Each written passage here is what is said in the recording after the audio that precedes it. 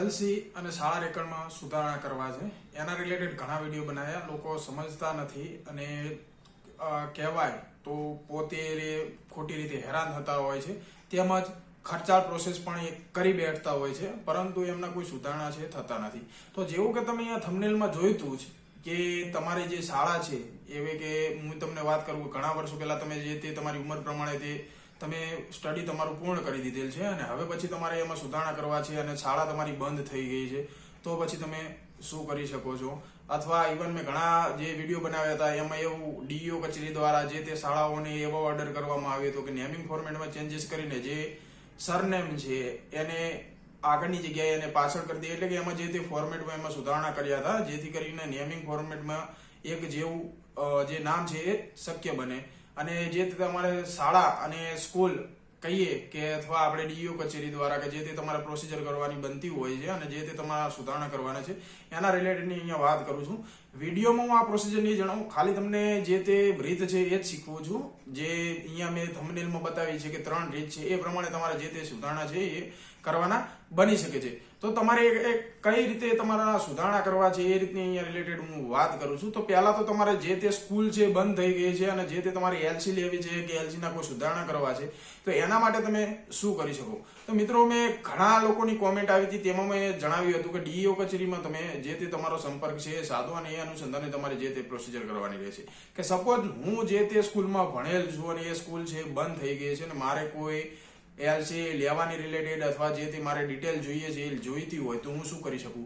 તો જે જગ્યાએ હું ભણેલ હતો એટલે કે જે તે શાળા જે તે જિલ્લામાં આવતી હતી ત્યાંના જે ડીઈઓ કચેરી એટલે ડિસ્ટ્રિક્ટ એજ્યુકેશન ઓફિસર, હવે જ્યાદાતર લોકોને ખબર જ નથી કે ડીઈઓ કચેરી ક્યાં આવેલ છે. તો જ્યાદાતર જિલ્લાની ડીઈઓ કચેરી કલેક્ટર ઓફિસમાં જે કોઈ જગ્યા અલગ જગ્યાએ નથી અને ઘણા જે પરિપત્રોને આધીન જે તે ડીઈઓ અને સત્તા આવી હતી એ એડિશનલ જે સત્તા છે એ તાલુકા એજ્યુકેશન ઓફિસરને પણ આપવામાં આવી છે, જેથી કરીને તમે જે તે તમારા તાલુકા એજ્યુકેશન ઓફિસરની પણ જે તે કોન્ટેક્ટ છે એ કચેરીમાં જઈને તમે કરી શકો છો. અને જે તે તમારી સ્કૂલ બંધ થઈ ગયેલ છે એનો જે તે કહેવાય કે રેકર્ડ છે અથવા એનો કોઈ ચાર્જીસ છે એ બીજી કોઈ શાળાને આપેલ હોય છે અને એ અનુસંધાને તે સ્કૂલમાંથી તમારી જે તે એલસી છે લેવી છે અથવા સુધારણા કરવા છે એ તમે કરી શકો છો.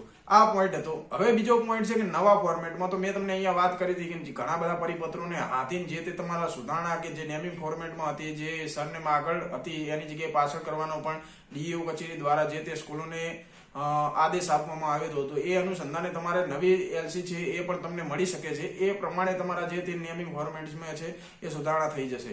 હવે અહીંયા વાત આવી કે તમારે પ્રોસેસ કરવાની છે અને અહીંયા તમને મેં જણાવી છે કે 3 રીતે તમારા જે તે સુધારણા છે એ કરી શકો છો.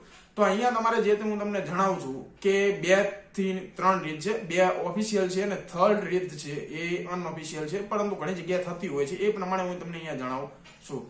તો ફર્સ્ટ જે તે તમારી પ્રોસેસ છે એ કે જો તમારું સ્ટડી 1 થી 12 ધોરણની અંદર છે તો તમે શું કરી શકો. તો રીત નંબર 1 છે કે તમારે ડીઈઓ કચેરીમાં જે તે તમારી અરજી છે અથવા જે તે તમારા સ્કૂલના પ્રિન્સિપાલ છે એમના દ્વારા જે તે તમારા પ્રોસિજર કરવાની હોય છે.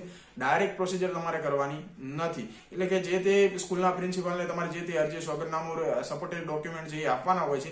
એ અનુસંધાને આગળની પ્રોસિજર કરવાની હોય છે અને એ તમારા સુધારણા છે એ થઈ જશે. આ તમારી વાત છે કે સ્ટડી તમારી ચાલુ છે તો જ તમે ડીઈઓ કચેરી દ્વારા કે અથવા તમારી સ્કૂલની જે તે પ્રોસિજર કરીને તમારું જે તે સુધારણા છે એ કરી શકશો.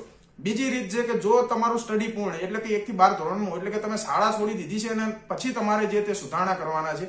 એક પોઈન્ટ હતો જે ફર્સ્ટ પોઈન્ટ હતો એમાં એવું હતું કે તમે જે તે શાળામાં ભણો છો અને સુધારણા કરવાના છે. અને બીજી પોઈન્ટમાં જે તે બીજો પોઈન્ટ છે હું તમને જણાવું છું. અહીંયા એવું છે કે તમે શાળા છોડી દીધી છે, ભણવાનું પૂરું થઈ ગયું છે 1 થી 12 ધોરણનું અને તમે જો કોલેજ કરો છો અથવા કે ગમે તે હવે તમારી ઉંમર 40 વર્ષ છે 50 વર્ષ છે કે જે તે હોય એ અનુસંધાને તમારા જે સુધારણા કરવાના છે. તો એના માટે ઓનલી જે ઓપ્શન છે એ તમારે જે તે નામદાર કોર્ટમાં તમારે અરજી કરવાની હોય છે કે જ્યાદાતર તમારી જે તે સ્કૂલ છે એ હોય એ તાલુકાની સિવિલ કોર્ટમાં અથવા તમે જે તે જગ્યાએ રહેતા હોય જે તમારો પરમેનન્ટ એડ્રેસ કરંટ એડ્રેસ છે એ અનુસંધાને તમારા જે તે તાલુકાની સિવિલ કોર્ટમાં તમારે એ કોર્ટનો ઓર્ડર લેવો મેન્ડેટરી રહેશે અને એ કોર્ટના અનુસંધાને તમારે જે તે છે સુધારણા તમારી એલસીમાં કરી આપવામાં આવશે. પહેલા પોઈન્ટમાં મેં તમને જણાવ્યું હતું ત્યાં એલસી નહીં કહેતો પરંતુ શાળા રેકર્ડની વાત છે કે જેથી તમારું સ્ટડી ચાલુ છે ને કોર્ટની ઓર્ડર ત્યાં જરૂર નહીં પડે. બીજા પોઈન્ટમાં મેં તમને વાત કરી કે સ્ટડી પૂર્ણ થઈ ગઈ છે,